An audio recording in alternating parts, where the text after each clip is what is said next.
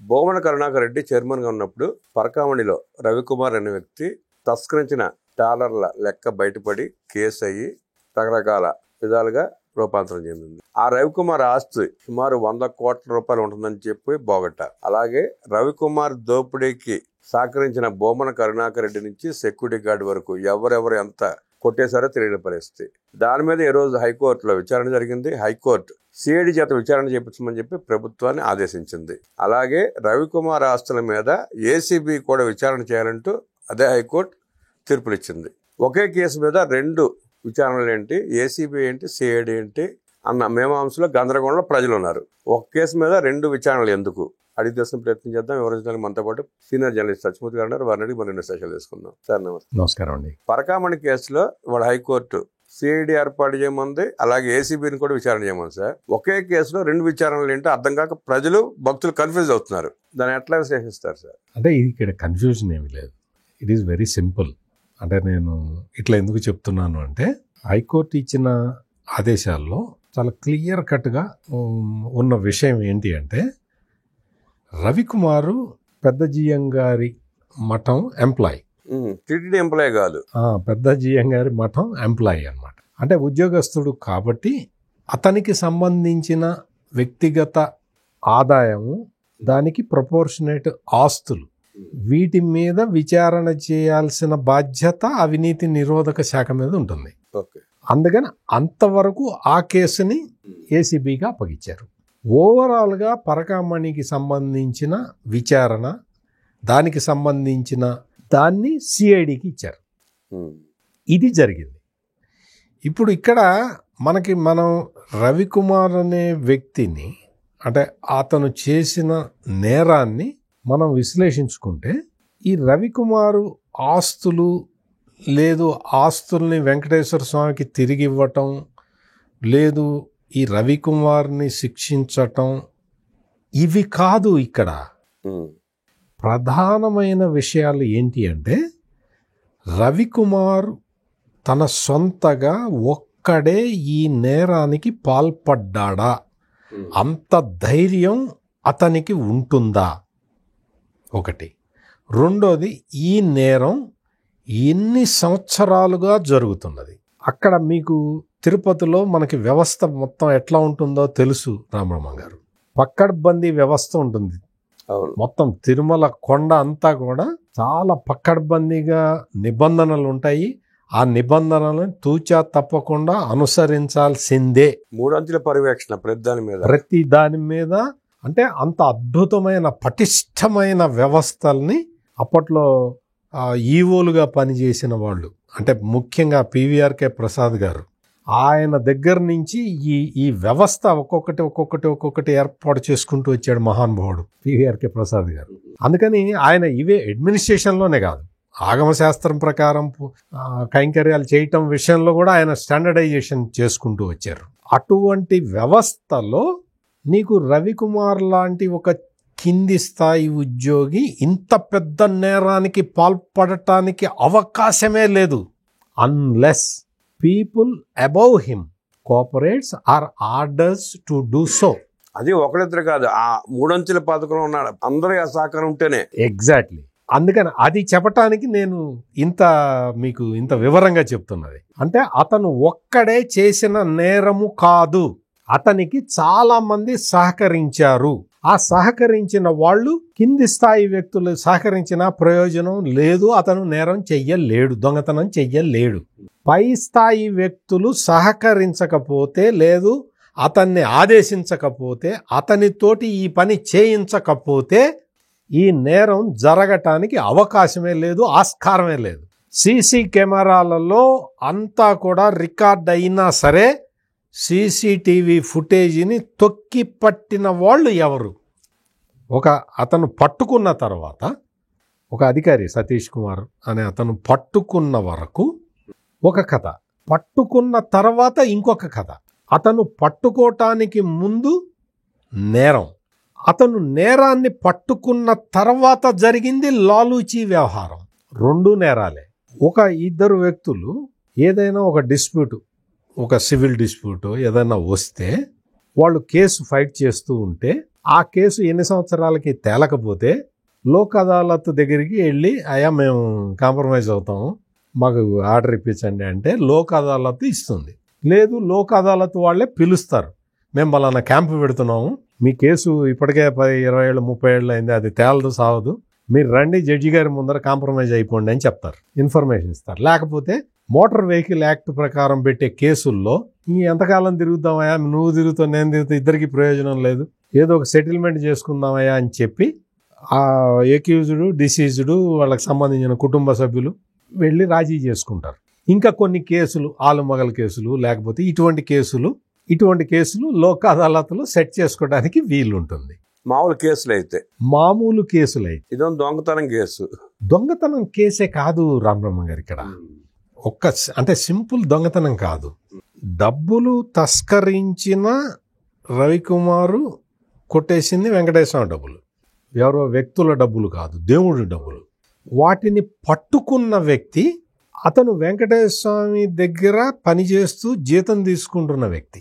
అంటే is the person అక్కడ నిఘాలో ఉండాలి, నిఘాలో ఉంచాడు, తన విద్యుక్త ధర్మాన్ని తను చేశాడు, పట్టుకున్నాడు. పట్టుకున్న తర్వాత ఈ పరకామణి చోరీ ఒకేసారి జరిగిందా లేదు కొన్ని సంవత్సరాల నుంచి జరుగుతున్నదా అనే విషయం తేలాల్సిన అవసరం ఉన్నది. అట్లా తేలటానికి ఇతను రిటర్న్ కంప్లైంట్ ఆయన దగ్గర నేను ఇది పట్టుకున్నాను అని కంప్లైంట్ ఇస్తే డిపార్ట్మెంట్ హయ్యర్ ఉన్నతాధికారులందరూ కలిసి కూర్చొని దీని మీద విచారణ చేద్దాం అని అనుకుంటే వాళ్ళకి వీలైతే విజిలెన్స్ వాళ్ళు చేస్తారు, వాళ్ళు వీలు కాకపోతే పోలీసులకి ఇస్తారు. వాళ్ళకి వీలు కాకపోవటం అంటే ఇంకా కొంచెం పెద్ద స్థాయిలో జరిగింది అనుకోండి, రెగ్యులర్ పోలీసులకి అప్పగిస్తారు. రెగ్యులర్ పోలీసులు కూడా ఇది మా అయ్యేది కాదండి, ఇది దీని మూలాలు చాలా డీప్గా ఉన్నాయంటే సిఐడికి ఇస్తారు. సిఐడి వాళ్ళు అయ్యా కొంచెం ఇంకా తొందరగా చేయాలి పెద్ద కేసు అంటే సిట్ వేస్తారు. ఇది ప్రాసెస్ అనమాట.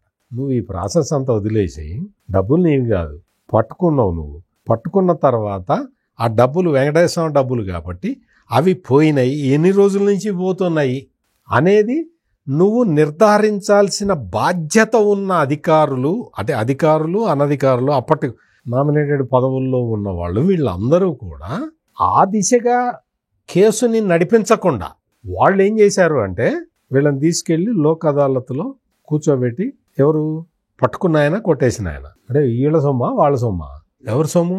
ఈ కాంప్రమైజ్ చేసిన ఆయన సొమ్మ.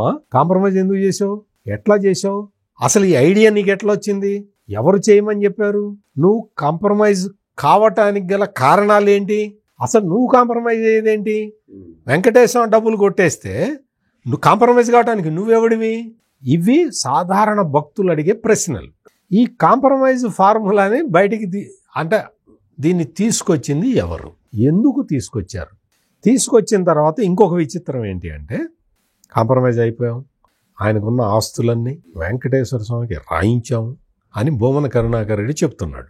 ఆయన దగ్గర ఉన్న ఆస్తులు మొత్తం 14,48,00,000 రూపాయల ఆస్తుల్ని ఆయనకు ఉన్నవి అన్నీ స్వామివారికి రాయించాము అని భూమన కరుణాకర్ రెడ్డి చెప్తున్నాడు. అంటే భూమన కరుణాకర్ రెడ్డి 14 కోట్ల రూపాయలు దోసుడని తేల్చి రాయించాడంటారా? అని నేను అదే చెప్పబోతున్నా. భూమన కరుణాకర్ రెడ్డి అతను దోచుకున్నది 14,48,00,000 మాత్రమే అని నువ్వు ఎలా నిర్ధారించావు? On what basis you arrive to that figure నాకు చెప్పు. నువ్వు ఎట్లా? కొంతమంది అంటారు 100 కోట్లు తస్కరించాడు అని అంటారు, నేనంటా 400 కోట్లు కొట్టేశాడంట. లిమిట్ లెస్ అది ఎప్పటి నుంచి చేస్తున్నాడో తెలియదు. ఎంత మీరు అంటారు లేదండి 1000 కోట్లు కొట్టేశాడు అంటారు. నేను ఆ రోజు పట్టుకున్నప్పుడు $1,000 ఎంత? $900. నేను 400 కోట్లు కొట్టేశాడండి అంట. మీరు లేదండి సత్యమూర్తి గారు 1000 కోట్ల రూపాయలు కొట్టేశాడు అంటారు. మీరు కొట్టేయకపోతే భూమన కరుణాకర్ రెడ్డి లాంటి ఎంటర్ అయ్యి రాజీ చేయాల్సిన అవసరం కూడా లేదు. అది ఇక్కడ నువ్వు నేరం జరిగింది వైవి సుబ్బారెడ్డి టైంలో, నేరం పట్టుకున్నది వైవి సుబ్బారెడ్డి టైంలో, రాజీ చేసింది భూమన కరుణాకర్ రెడ్డి టైంలో. నువ్వు ఎందుకు చేసావు భూమన కరుణాకర్ రెడ్డి? నువ్వు యాజ్ ఎ చైర్మన్ నువ్వేం చెప్పాలి? నేరం జరిగింది, పట్టుకున్నారు, దీంతో నాకేం సంబంధం లేదా, మీరు పోలీసులు మీరు తేల్చుకోండి, కేసు అయితే పెట్టాల్సిందే అని చెప్పాలి కదా. నువ్వు బాధ్యత గల వ్యక్తివైతే నీకు రెస్పాన్సిబిలిటీ ఉంటే, నీకు వెంకటేశ్వర స్వామి మీద భక్తి ఉంటే, నీకు వెంకటేశ్వర స్వామి సొమ్మును కాపాడాలన్న చిత్తశుద్ధి ఉంటే నువ్వేం చేయాలి? No compromise. పోలీసులు దర్యాప్తు చేయాలి. అసలు ఎంత కొట్టేశాడు, ఎప్పటి నుంచి కొట్టేశాడు, మొత్తం తేల్చాల్సిందే అని చెప్పి నువ్వు చెప్పాలి. మొత్తం రికవరీ చేయాలి. నేను రికవరీ విషయం కూడా కాదు రామబ్రహ్మం గారు, ఆ నేరం చేసిన వ్యక్తికి తగిన శిక్ష న్యాయస్థానం విధిస్తుంది. అంటే దాన్ని లాజికల్ కంక్లూజన్కి తీసుకెళ్ళటం అంటారు కేసుని. సహకరించిన వాళ్ళు కూడా బయటికి రావాలి మొత్తం అందరూ. ఎగ్జాక్ట్లీ, మొత్తం అందరూ కూడా, వాళ్ళందరికీ కూడా స్వామివారి డబ్బుల మీద చెయ్యి వేస్తే ఏమవుతుందో తెలిసి రావాలి. అట్లా గుణపాఠం నేర్పితే ఇంకెవడు పరకామణి చోరీకి పాల్పడాడు. రాజీ చేసేసి కూర్చోబెట్టి షేక్ హ్యాండ్ ఇప్పించుకొని, మనం కబడ్డీ వాటిట్లో ముందర షేక్ హ్యాండ్ ఇప్పిస్తారు, అట్లా ఇప్పించేస్తే అయిపోతుందా? నీ సొమ్మ, నీ డబ్బులా, వెంకటేశ్వర స్వామి డబ్బులు నువ్వెట కాంప్రమైజ్ చేస్తావు? అందుకని ఇది మొదటి నుంచి కూడా చాలా లూప్ హోల్స్ తోటే ఉన్నది. దీని మీద ఒక జర్నలిస్టు హైకోర్టుకి వెళ్తే ఇదంతా బయటకు వచ్చింది, లేకపోతే వచ్చేది కాదు.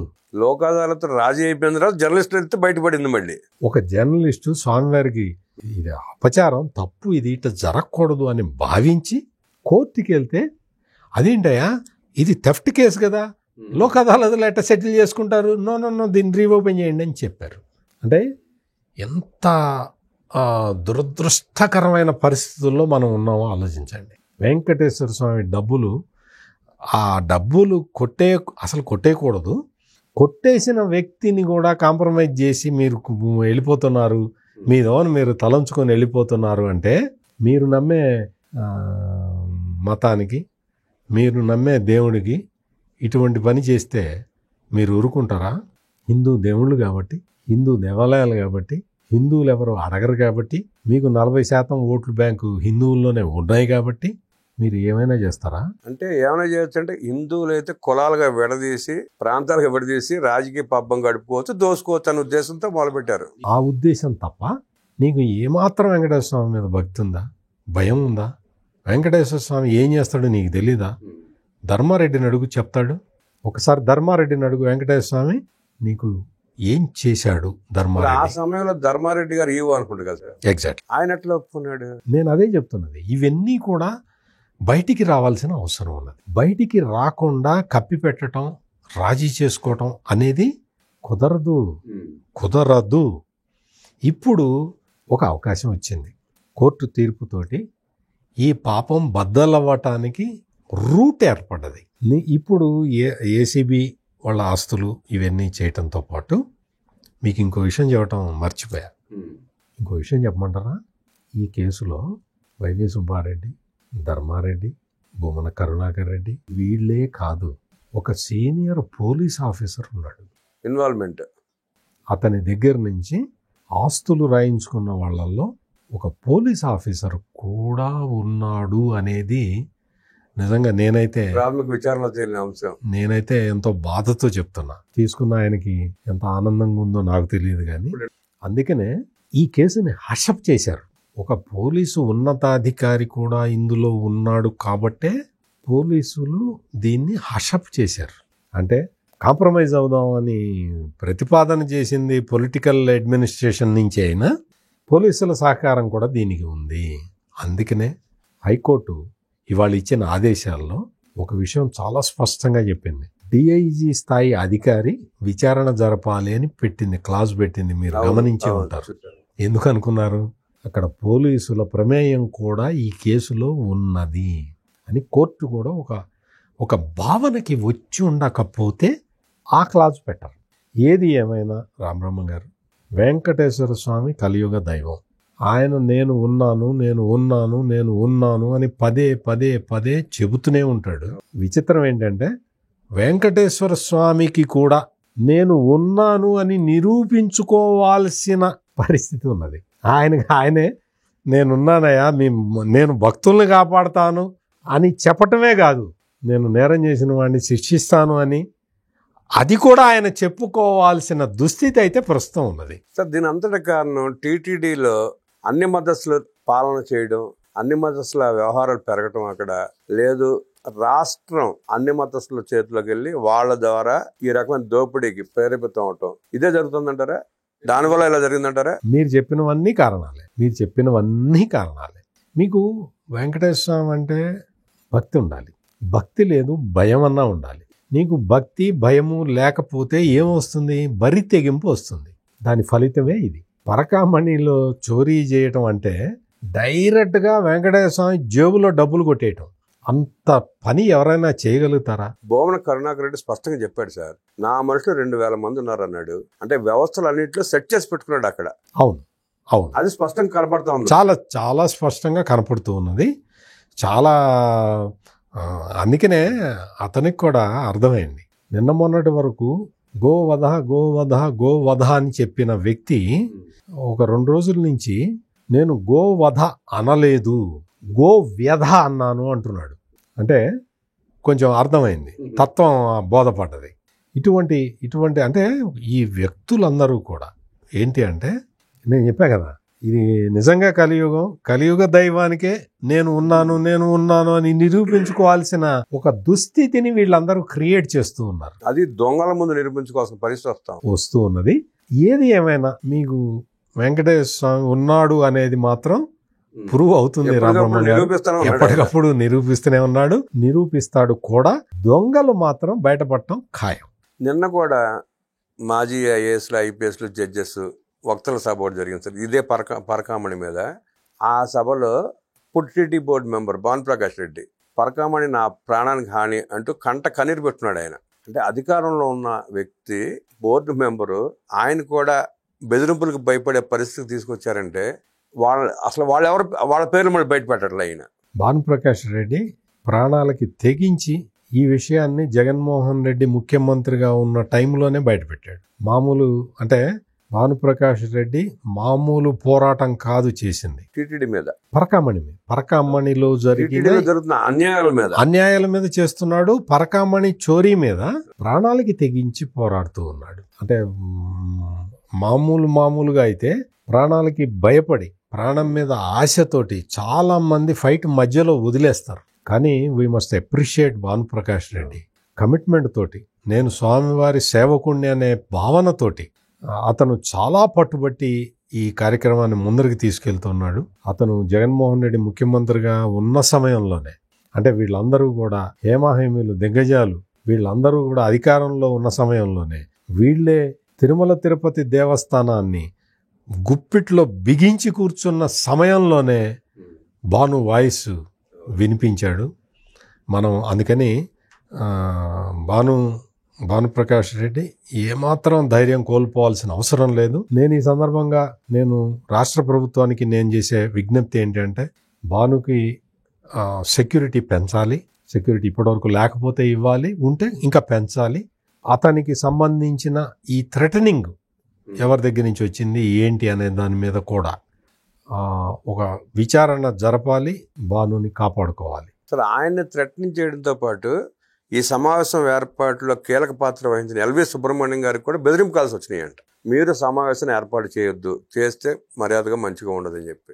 అసలు ఎల్వి సుబ్రహ్మణ్యం గారి స్టోరీ చెప్పాలంటే ఇంకో గంట పడుతుంది రామబ్రహ్మం గారు. ఎందుకంటే అసలు తిరుమల తిరుపతి దేవస్థానంలో అన్యమతస్థులు ఉన్నారు.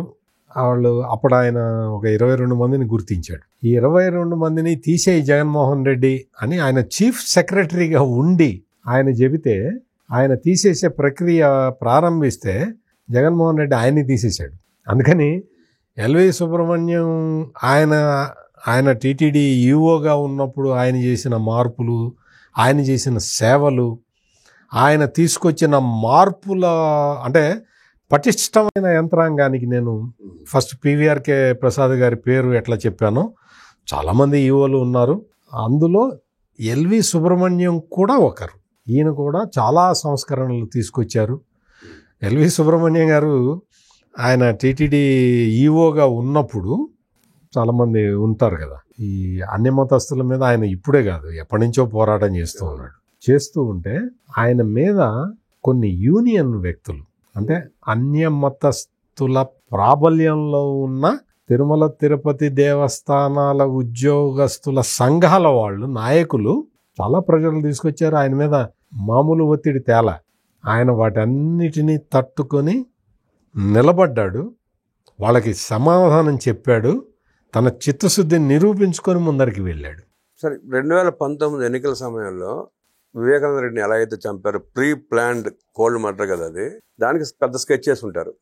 అలాగే రాజశేఖర రెడ్డి సీఎం అవ్వకముందు, సీఎం అయిన తర్వాత కూడా వ్యవస్థలు అన్నింటిలో తన మనుషులు చొప్పించి భవిష్యత్తులో ఆయనకు కానీ తన కొడుకు కూడా ముందే సీఎం అవుతాడని ఊహించుకునే ఏర్పాట్లు చేసినట్టు అనిపిస్తుంది ఇవన్నీ చూస్తూ ఉంటే.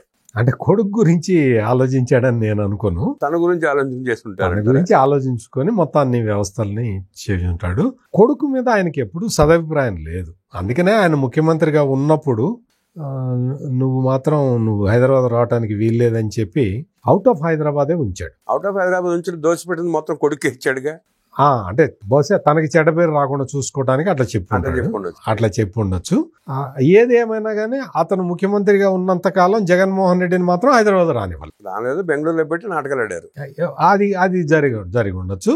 రాజశేఖర్ రెడ్డి, అదే నేను చెప్తున్నా, ఆ పాయింట్ ఎందుకు చెప్తున్నానంటే కొడుకు మీద ఆయనకే సదభిప్రాయం లేదు.